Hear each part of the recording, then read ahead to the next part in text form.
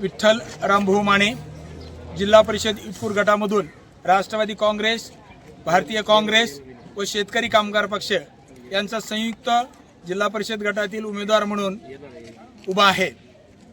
मी गेल्या 5-6 दिवसांमध्ये मतदारसंघामधील सर्व गावांमध्ये फिरत असताना महिला, पुरुष, तरुण मंडळ, लहान थोर या सर्वांचा मला उत्स्फूर्त पाठिंबा मिळत आहे। सर्वजण माझ्या विजयासाठी कसोशीने प्रयत्न करत आहेत।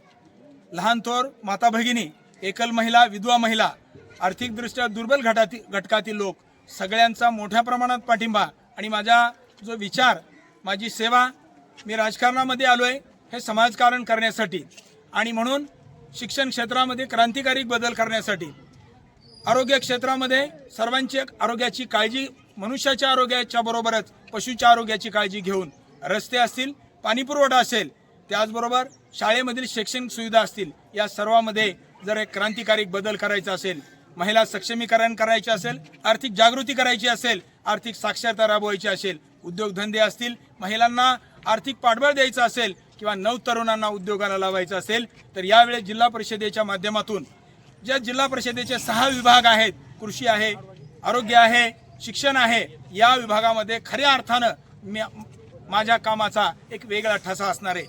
गेल्या 28 वर्षामध्ये शिक्षणाची सेवा करत असताना शिक्षणामधील प्रश्न आणि त्यातील जाणीव आणि जागृती हे कशा पद्धतीने केल्या पाहिजेत याची जाण मला आहे।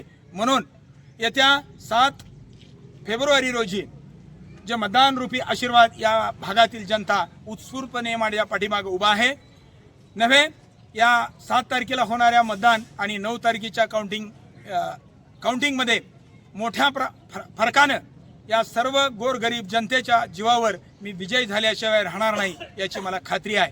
तेव्हा पुनश्च एकदा या गटातील सर्व लहान थोर मंडळी, राजकीय, सामाजिक, आर्थिक क्षेत्रामध्ये काम करणारे तरुण, उद्योजक, व्यापारी, शेतकरी या सर्वांचा प्रतिनिधी म्हणून मी काम करणार आहे। शेती क्षेत्रामध्ये क्रांतिकारी बदल करण्यासाठी 6 महिन्याला एक शैक्षणिक सहल, 6 महिन्याला आरोग्य शिबिर, सर्व शाळांमध्ये ई-लर्निंग, सर्व शाळांमध्ये मुला आणि मुलीसाठी स्वतंत्र मुतारी, सर्व शाळांमध्ये डिजिटलायझेशन आणि या शैक्षणिक सुविधा उपलब्ध करून देण्यासाठी व शिक्षकांची जे इतर शालाबाह्य कामं आहेत ते कशी कमी होतील यासाठी ही माझा प्रयत्न राहणार आहे। शिक्षकाला फक्त शिकवण्याचं काम दिलं पाहिजे, इतर गोष्टीसाठी इतर जे कामं त्यांच्या पाठीमागे लावलेले आहेत ती कामं बाजूला सारून, कारण गाव बदलायचं असेल तर शिक्षण रूपी या मार्गामधून शिक्षणाशिवाय तरुणोपाय नाही याचं ज्वलंत आणि मूर्तिमंत उदाहरण म्हणून मी आपल्या समोर उभा आहे।